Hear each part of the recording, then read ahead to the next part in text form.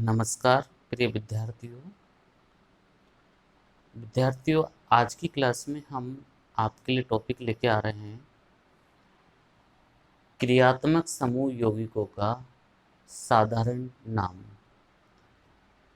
पिछले दो वीडियो में भी हमने साधारण नाम लिखे हैं क्रियात्मक समूह यौगिकों के, जिनमें हमने क्रियात्मक समूह अब तक जो लिए हैं बच्चों, उनके नाम है कार्बोक्सिलिक अम्ल, एनहाइड्राइड, एस्टर और हेलोफोर्मिल।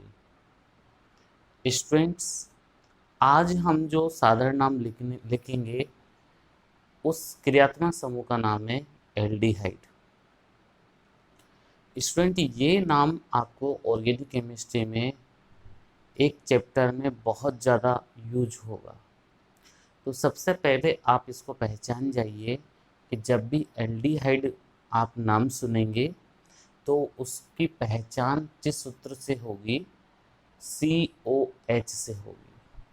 COH। इसमें यह भी ध्यान रखना है, COH को लिखने का तरीका इस तरीके से रहेगा।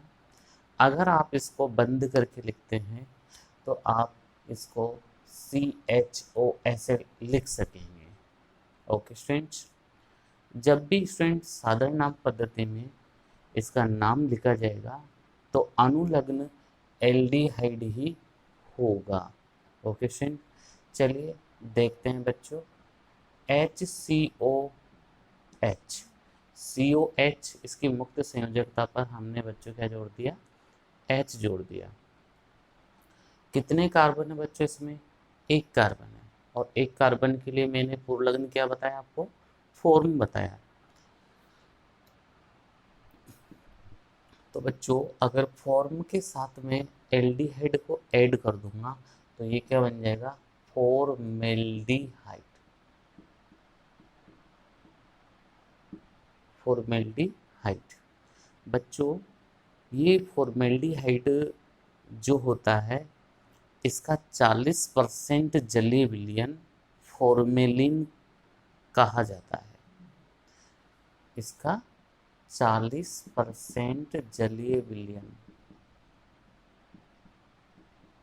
फॉर्मेल्डिहाइड का 40% जलीय विलयन फॉर्मेलिन कहा जाता है,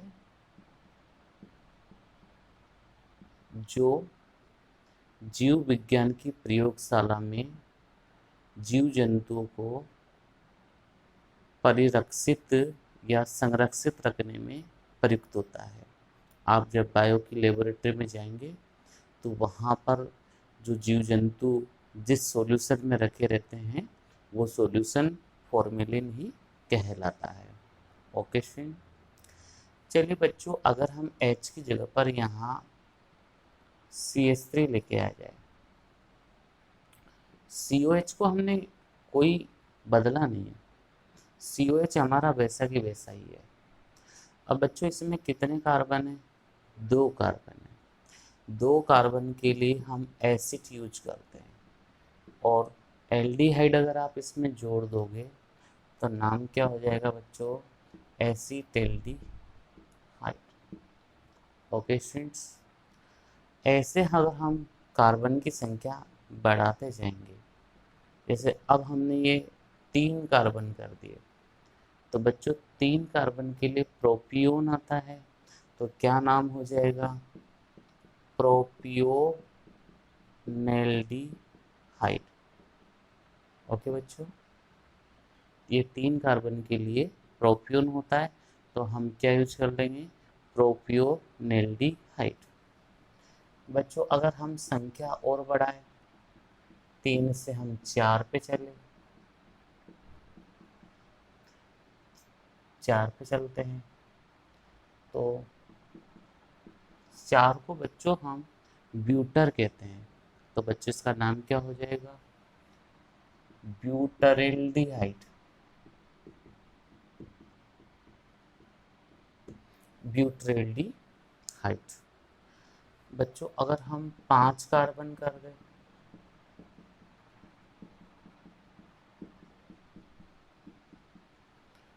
तो स्टूडेंट इसका नाम क्या हो जाएगा?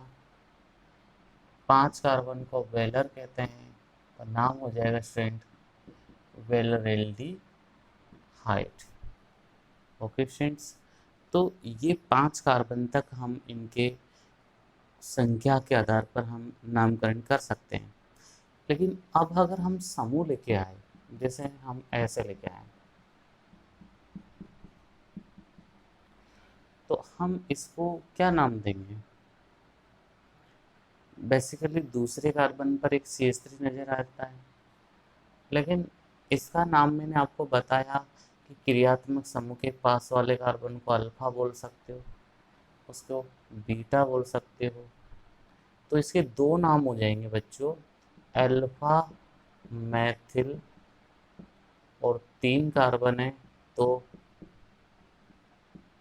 प्रोपियो नेल्डिहाइड। एक दूसरी टर्म में दूसरे कार्बन से एक CH3 जुड़ा हुआ है, तो इसके लिए आइसो भी यूज होता है, तो आइसो 4 कार्बन है बच्चों, तो ब्यूट्रेल्डी हाइट। ओके फ्रेंड्स, तो इस तरीके से हम इनके एलिफेटिक यौगिकों के नामकरण कर सकते हैं। नेक्स्ट एग्जाम्पल लेते हैं स्टूडेंट्स। अगला एग्जाम्पल है हमारा एल्डिहाइड के बाद अगला क्रियात्मक समूह। ये सभी आप नोट कर लिया करो, साथ के साथ नोट किया करो, एक बार समझ लो, दोबारा वीडियो को जब देखे तो उनको नोट करें साथ के साथ। एक बार वीडियो को देखो, समझो, और जब दोबारा आप उसको देखेंगे तो आप उनको नोट्स में ऐड करिएगा। अगला क्रियात्मक समूह बच्चों हम लेते हैं कीटोन। कीटोन में बच्चों जो सूत्र होता है वो CO समूह के दोनों ओर मुक्त संयोजकताएं होती है। अब बच्चों समूह एक तरफ नहीं जुड़ता बल्कि दोनों तरफ जुड़ता है, इसलिए जो अनुलग्न होगा वो अनुलग्न कीटोन के रूप में ही होगा। अनुलग्न भी क्या रहेगा बच्चों? इसका कीटोन रहेगा। जैसे मैं आपसे कहूँ कि अगर मैं इसकी मुक्त संयोजकता पर HH जोड़ दूंगा तो क्या ये सदस्य बनेगा? ये तो फॉर्मेल्डिहाइड है, तो HH जोड़ने पर इसको आप कीटोन नहीं कहेंगे। तो एक तरफ CH3 जोड़ दो और एक तरफ H जोड़ दो, तब कहेंगे? तब भी नहीं कहेंगे, क्योंकि ये तो एसीटेल्डिहाइड का सूत्र होता है। या फिर दोनों तरफ ही CH3 जोड़ दो। हाँ, अब जरूर आप कह सकते हैं कि एल्डिहाइड नहीं है, ये कीटोन है। तो इससे पता चलता है कि कीटोन की शुरुआत 3 कार्बन से होती है। कीटोन की शुरुआत किससे होती है? 3 कार्बन से होती है। अब इसके नाम देने के तरीके भी अलग हैं। जो समूह जोड़ेंगे, अब जैसे मैं कहूँ आपसे कि मैंने इस तरफ भी मैथिल जोड़ा है, मैंने इस तरफ भी मैथिल जोड़ा है, तो दोनों तरफ मैथिल जोड़ा है, तो 2 मैथिल जुड़े, तो कैसे लिखेंगे इसका नाम? डाई मैथिल कीटोन, ऐसे साधारण नाम होगा इसका, डाई मैथिल कीटोन। बच्चों अब इस एक तरफ तो मैथिल रहने दो और एक तरफ में एथिल ले लेता हूँ। एक तरफ मैंने मैथिल समूह रखा, एक तरफ मैंने एथिल समूह रखा। अब बच्चों ABCD में ई पहले आता है, एथिल ई से चालू होता है और मैथिल M बाद में आता है। तो जो अंग्रेजी वर्ण वाला क्रम में पहले आएगा बच्चों उसका नाम पहले लिखेंगे, मीन्स आप पहले एथिल लिखेंगे, इसके बाद में मैथिल कीटोन लिखेंगे, तो नाम हो गया ethyl methyl ketone. Okay student, अब बच्चों अगर हम दोनों तरफ ही एक जैसे समूह जोड़ दें, दोनों तरफ ही हम CH2 CH3 जोड़ दें, तो दोनों तरफ समान समूह जोड़ेंगे तो आप डाई लगाएंगे। क्या लगाएंगे? डाई। नाम क्या हो जाएगा? Die ethyl ketone. ओके बच्चों, अब देखिए, अब आप एक ऐसा समूह जोड़ रहे हैं और एक तरफ आप ऐसा समूह जोड़ रहे हैं। अब इस समूह को तो आप जानते हैं एथिल है, लेकिन इस समूह की पहचान बताइए। मैंने पहले आपको बताया था आइसोप्रोपिल। कौन सा समूह होता है ये? आइसोप्रोपिल। लेकिन आइसो तो पुल्लिंग है और प्रोपिल मूल शब्द है, तो प्रोपिल का पी देखेंगे बच्चों, प्रोपिल का पी देखेंगे और एथिल का ई देखेंगे। तो अंग्रेजी वर्णमाला में पी पहले आता है कि ई पहले आता है? स्वाभाविक है, ई पहले आता है। तो हम नाम कैसे लिखेंगे? Ethyl isopropyl ketone. स्टूडेंट ऐसे इनका नामकरण कर दिया जाएगा। स्टूडेंट एक और देखिए, बहुत अच्छा एग्जाम्पल लेके आ रहा हूँ। बड़ा कंफ्यूजन एग्जाम्पल होता है बच्चों के लिए, जो बच्चे फर्स्ट टाइम जुड़ेंगे उनको बड़ी तकलीफ होगी समूह को पहचानने में। देखिए बच्चों, अगर मैं इसको नहीं जोड़ूं यहाँ से, तो ये 3 डिग्री कार्बन होता है और इससे 3 मैथिल समूह जुड़े हुए हैं। तो जब मैंने एक टॉपिक पढ़ाया था मूलक, तब मैंने ये बताया था कि इसका नाम तृतीयक ब्यूटिल होता है। कौन सा समूह है ये? तृतीयक ब्यूटिल, ये समूह। और यदि मैं इसको हटा के बताऊं आपको, यहाँ वैलेंसी फ्री रखूं, तो इसका नाम होता था द्वितीयक ब्यूटिल। तो जो स्टूडेंट्स नए जुड़े हैं उनको ये दोनों टर्म याद रखनी पड़ेगी। तो बच्चों ये समूह जो है ये तो तृतीयक ब्यूटिल है, और जो बच्चों ये समूह है वो क्या है? द्वितीयक ब्यूटिल है। अब आपके पास दोनों ही ब्यूटिल है, लेकिन एक तृतीयक है एक द्वितीयक है। तृतीयक टी से चलता है, द्वितीयक एस से चलता है। अब किसे हम प्रायोरिटी देंगे? बड़ा कन्फ्यूजन है। दोनों में पीछे ब्यूटिल आ रहा है, तो फिर आगे पीछे जब दोनों सेम है, मूल शब्द सेम है, तो फिर आप पूर्व लग्न को देखो, ये टी से चल रहा है, ये एस से चल रहा है। अब अल्फ़ाबेट में पहले कौन आता है? PQRST, यानी एस पहले आता है। तो क्या नाम होगा इसका? द्वितीयक ब्यूटिल, तृतीयक ब्यूटिल कीटोन। शानदार नाम है। ओके फ्रेंड्स, तो आप इनकी और प्रैक्टिस करिए और एग्जाम्पल्स आप देखिए, गाइड में से देखें, आपकी नोटबुक में से देखें और इनकी प्रैक्टिस करें। ओके बच्चों, ये था अपना एल्डिहाइड और कीटोन। स्टूडेंट्स हम तीसरा एग्जाम्पल और लेते हैं।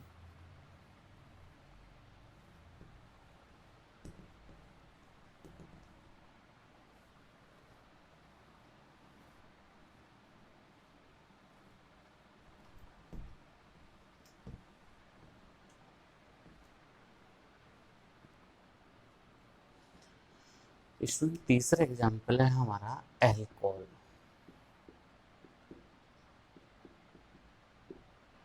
स्टूडेंट एल्कोहल की पहचान होती है OH समूह से, और इनका जो नाम दिया जाता है वो दिया जाता है एल्किल एल्कोहल के अकॉर्डिंग। एल्किल एल्कोहल के अकॉर्डिंग। मतलब ये तो हमारा क्या है, अनुलग्न है, और एल्किल समूह हमारा यहाँ पर पूर्व लग्न बनेगा। देखिए बच्चों, अगर मेरे पास OH समूह है, मैथिल में जोड़ दूंगा तो इसमें एल्किल क्या है, मैथिल है, और अनुलग्न फिक्स है एल्कोहल, तो नाम क्या हो जाएगा, मैथिल एल्कोहल। स्टूडेंट आप समझ गए होंगे, अगर आप समूह बढ़ाते जाएंगे तो आपके पास वो नाम आता जाएगा, आता जाएगा। अब ये समूह एथिल है बच्चों, तो नाम क्या हो जाएगा, एथिल एल्कोहल। बच्चों 3 कार्बन है तो 3 के लिए प्रोपिल होता है, प्रोपिल एल्कोहल। स्टूडेंट्स इसमें एक वर्जन में लेके आ रहा हूँ, अगर मैं 3 कार्बन को मैं ऐसे व्यक्त करूं तो ये आइसो समूह होता है, आइसोप्रोपिल समूह होता है। और इसके मैं यदि OH ऐड कर दूंगा तो बच्चों इसका नाम क्या हो जाएगा, आइसोप्रोपिल एल्कोहल। शानदार नाम है ये, आइसोप्रोपिल एल्कोहल। स्टूडेंट्स ये होता है द्वितीयक ब्यूटिल, ये समूह क्या होता है, द्वितीयक ब्यूटिल। अब बच्चों इसके साथ यदि मैं OH जोड़ दूं मुक्त संयोजकता पे तो आप इसका क्या नाम दोगे, द्वितीयक ब्यूटिल एल्कोहल। स्टूडेंट यहाँ एक शानदार कंसेप्ट है, देखिए बच्चों एक शानदार कंसेप्ट क्या है, इस कार्बन को आप देखें, ये वाला कार्बन, ये कार्बन भिन्न भिन्न परमाणुओं या समूहों से जुड़ा हुआ है। कैसे जुड़ा हुआ है, एक तो हाइड्रोजन से जुड़ रहा है, एक OH समूह से जुड़ रहा है, एक मैथिल समूह से जुड़ रहा है, एक एथिल समूह से जुड़ रहा है। जब किसी यौगिक में कार्बन परमाणु भिन्न भिन्न परमाणु या समूह से जुड़ा होता है तो उसे सक्रिय कार्बन कहते हैं या किरेल कार्बन कहते हैं। आगे बात समझ में, तो आप इसके नाम में एक वर्ड ऐड कर सकते हैं बच्चों, सक्रिय।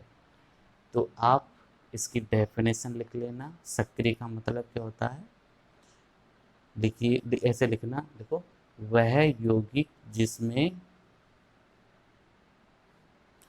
कार्बन से जुड़ने वाले सभी परमाणु या परमाणुओं के समूह भिन्न भिन्न होते हो सक्रिय कार्बन कहलाता है, सक्रिय कार्बन कहलाता है। एग्जाम्पल, सक्रिय द्वितीयक ब्यूटिल एल्कोहल। और इसकी पहचान के लिए इसे स्टार से दर्शा दीजिए आप। ओके बच्चों, मैंने आपसे अभी कहा थोड़ी देर पहले कि ये समूह तृतीयक ब्यूटिल होता है। ओके, अगर आप इससे OH जोड़ दोगे तो बच्चों नाम क्या हो जाएगा, तृतीयक ब्यूटिल एल्कोहल, ये नाम हो जाएगा। ऐसे ही बच्चों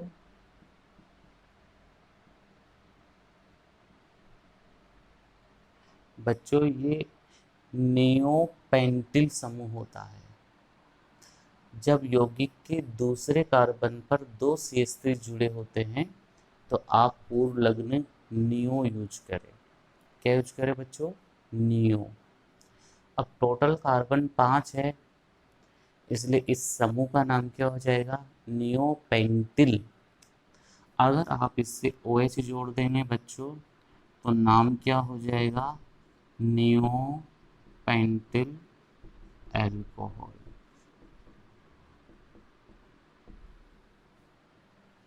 ओके स्टूडेंट्स, तो आज के वीडियो में हमने आपको ये 3 क्रियात्मक समूह के नामकरण के बारे में समझाया। अगले वीडियो में हम और 3 कार्बनिक यौगिकों के नामकरण संस्कार की बात करेंगे। तब तक के लिए बच्चों बहुत बहुत धन्यवाद। Thank you everyone.